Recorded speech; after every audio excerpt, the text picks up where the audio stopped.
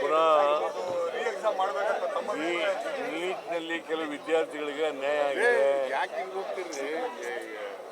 ಆಗಿದೆ. ಅದು ಯಾಕಂತಂದ್ರೆ ಕೆಲವ್ರಿಗೆಲ್ಲ ಫಸ್ಟ್ ರ್ಯಾಂಕು ಕೊಟ್ಟಿರುವಾಗ ದೊಡ್ಡ ಅನ್ಯಾಯ ಆಗಿದೆ. ಸೊ ಕೆಲವು ಪಾಪ ಅಭ್ಯಾಸ ಮಾಡಿ ಪಡೆದಂಥ ವಿದ್ಯಾರ್ಥಿಗಳಿಗೆಲ್ಲ ಅನ್ಯಾಯ ಆಗಿದೆ. ನಾನು ಈಗಾಗಲೇ ಸ್ಟೇಟ್ಮೆಂಟ್ ಕೊಟ್ಟಿದ್ದೀನಿ, ರಿಯಾಕ್ಟ್ ಮಾಡಿದ್ದೀನಿ. ಅದ್ರ ಬಗ್ಗೆ ತನಿಖೆ ಮಾಡಬೇಕು, ಮರುಪರೀಕ್ಷೆ ಮಾಡಬೇಕು ಅಂತೆಲ್ಲ ಹೇಳಿದ್ದೀನಿ. ರಿಎಕ್ಸಾಮಿನೇಷನ್ ಆಗಬೇಕು ಸರ್, ಯಾಕಂದ್ರೆ ಉತ್ತರ ಪ್ರದೇಶದಲ್ಲೂ ಇದೇ ಥರ ಹೌದೌದು, ರಿಎಕ್ಸಾಮಿನೇಷನ್ ಆಗಲೇಬೇಕು. ಹಾಂ, ನೀಟು NTA ಇದೆಯಲ್ಲ, ಅವ್ರು ಭಾಳ ಅನ್ಯಾಯ ಸರಿಯಾಗಿ ಮಾಡಿಲ್ಲ ಅವರು. ಅದರಿಂದ ಪಾಪ ವಿದ್ಯಾರ್ಥಿಗಳಿಗೆ ಅನ್ಯಾಯ ಆಗ್ತದೆ. ಗ್ರೇಸ್ ಮಾರ್ಕ್ಸ್ ಎಲ್ಲ ವಿಡ್ರಾ ಮಾಡಿದ್ದಾರೆ ಸರ್. ಗ್ರೇಸ್ ಮಾರ್ಕ್ಸ್ ಕೊಟ್ಟು ಯಾರನ್ನೂ ಪಾಸ್ ಮಾಡಬಾರ್ದು. ಗ್ರೇಸ್ ಮಾರ್ಕ್ಸ್ ಕೊಟ್ಟು ಪಾಸ್ ಮಾಡೋದು ಇದೆಯಲ್ಲ, ಇಟ್ಸ್ ಎ ಬ್ಯಾಡ್ ಪ್ರಾಕ್ಟೀಸ್. ಅದು ಮಾಡಕೂಡದು. ಸರ್, ಬರ ಪರಿಹಾರದ ಹಣ ಬಿಡುಗಡೆ ಮಾಡ್ತೀವಿ. ಬರ ಪರಿಹಾರದ ಕೊಟ್ಟಲ್ಲ, ಆಯ್ತಲ್ಲ. ಇನ್ನೂ ಉಳಿದಿರೋದನ್ನೆಲ್ಲರೂ ಕೊಟ್ಬಿಡ್ತಾ ಇದ್ದೀವಿ ನಾವೆಲ್ಲರಿಗೂ. ಸರ್, ಸೌತ್ ಇಂಡಿಯಾದಲ್ಲಿ 7 ಜನ ಮಿನಿಸ್ಟರ್ಸ್ ಆಗಿದ್ದಾರೆ, 8 ಜನ ಮಿನಿಸ್ಟರ್ಸ್ ಆಗಿದ್ದಾರೆ. ಅಂದರೆ ಸೌತ್ ಇಂಡಿಯಾದಲ್ಲಿ ಎಕ್ಸ್ಪೆಂಡ್ ಮಾಡೋದಕ್ಕೆ ಏನಾದರೂ ಈ ಥರದ ಒಂದು ಪ್ರಯತ್ನ ಮಾಡ್ತಾ ಇದ್ದಾರೆ ಸರ್ BJPನ ಮೋದಿಯವರು? ಏನು ಮಾಡಿದ್ರು ಕೂಡ ಸೌತ್ ಇಂಡಿಯಾದಲ್ಲಿ BJPನ ಬೆಂಬಲಿಸಲ್ಲ.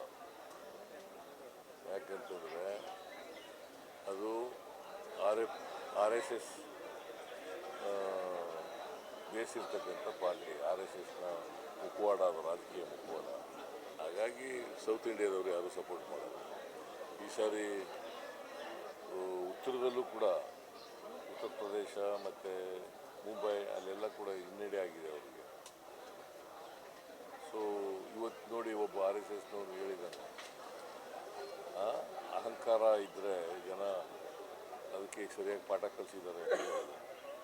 ಆದ್ರೂ ಅಷ್ಟೊಂದು ವಿಂಡಿಕ್ಟಿವ್ ಆಗಿ ಇವತ್ತು ಇವ್ರಿಗೆ ರಾಯ್ಗೆ ಅರೆಸ್ಟ್ ಮಾಡಿ ಅಂತ ಹೇಳಿದಾರಲ್ಲ ಸರ್, ಯಾವುದೋ ಒಂದು ಸ್ಟೇಟ್ಮೆಂಟ್ 2010 ಕೊಟ್ಟಿರೋದು. ವಿಂಡಿಕ್ಟಿವ್ ಪಾಲಿಟಿಕ್ಸ್ ಮಾಡೋದೇ ಅವರ ಕೆಲಸ. ನನ್ನ ಮೇಲೆ, DK ಶಿವಕುಮಾರ್ ಮೇಲೆ, ರಾಹುಲ್ ಗಾಂಧಿ ಮೇಲೆ ಕೇಸ್ ಹಾಕಿರೋದು ಏನಂತ ಕರೆಯೋದು? ರಾಹುಲ್ ಗಾಂಧಿ ಅವ್ರ ಮೆಂಬರ್ಶಿಪ್ನೇ ರದ್ದುಗೊಳಿಸಿದ್ರು, ಅದಕ್ಕೆ ಏನಂತ ಕರೆಯೋದು? ಏನಂತ ಕರೆಯೋದಿದ್ರೆ ಈಗ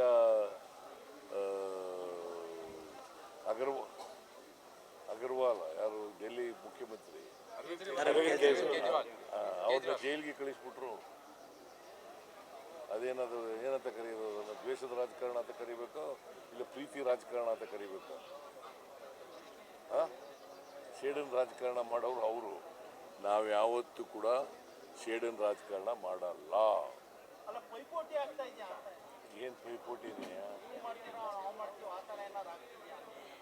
ಆ ಥರ ಅಂತಂದ್ರೇನು?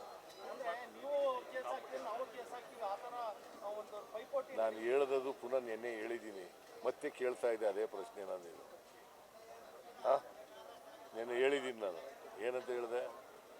V are not going to do vindictive politics.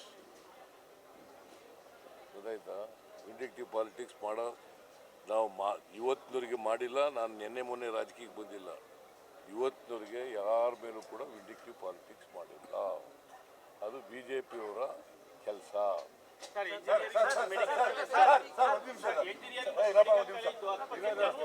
Sir, ಇದು SC ST OBC ಮಕ್ಕಳಿಗೆ 60%ಗೆ ಮೆರಿಟ್ ಸ್ಕಾಲರ್ಶಿಪ್ ಕೊಡ್ತಾ ಇದ್ದಾರೆ ಸರ್. ಸರ್ಕಾರ 75% ಏರಿಸಿದೆ. 6 ಲಕ್ಷ ರೂಪಾಯಿ ಇನ್ಕಮ್ ಹಾಕಿದ್ದಾರೆ ಸರ್, ಸೀಲಿಂಗ್ ಲಿಮಿಟ್. ಇದರಿಂದ ಲಕ್ಷಾಂತರ ಜನ ವಿದ್ಯಾರ್ಥಿಗಳಿಗೆ ಅನ್ಯಾಯ ಆಗುತ್ತೆ. ಅದು 60% ಇದ್ದು ಸೀಲಿಂಗ್ ಲಿಮಿಟ್ ನೀವೇನಾದ್ರು ವಾಪಸ್ ತೆಗೆದ್ರೆ ಇಲ್ಲ, ನಾನು ಕರೆದು ಮಾತಾಡ್ತೀನಿ. ಸಂಬಂಧಪಟ್ಟಂತ ಅಧಿಕಾರಿಗಳಿಗೆ ಕರೆದು ಮಾತಾಡ್ತೀನಿ. ಸರ್, ಈಗ ಇಂಜಿನಿಯರಿಂಗ್ ಮತ್ತು ಮೆಡಿಕಲ್ ಕಾಲೇಜು 10% ನಿನ್ನೆಯಿಂದ ಜಾಸ್ತಿ ಮಾಡೋದು ಫೀಸು. ಹೆಂಗೆ ಓದಕ್ಕಾಗುತ್ತೆ ಮಕ್ಕಳು, ಬಡ ಮಕ್ಕಳು? ನನಗೆ ಗೊತ್ತಿಲ್ಲ. ಆರ್ಡರ್ ಮಾಡಿದ್ದಾರೆ, ಭಾಳ ಹಿಂದೆ ಮಾಡಿದ್ದದು, ಹೆಚ್ಚು ಮಾಡಿದ್ದದು. ಈಗ ನಡೆಸೋಕ್ಕಾಗಲ್ಲ ಅಂತ ಹೇಳ್ತಾ ಇದ್ದಾರೆ. ಅದಕ್ಕೋಸ್ಕರ ನಾನು ವಿಚಾರ ಮಾಡ್ತೀನಿ. ಸ್ಥಳೀಯ ಮಟ್ಟದ ಚುನಾವಣೆ ಅಂತೂ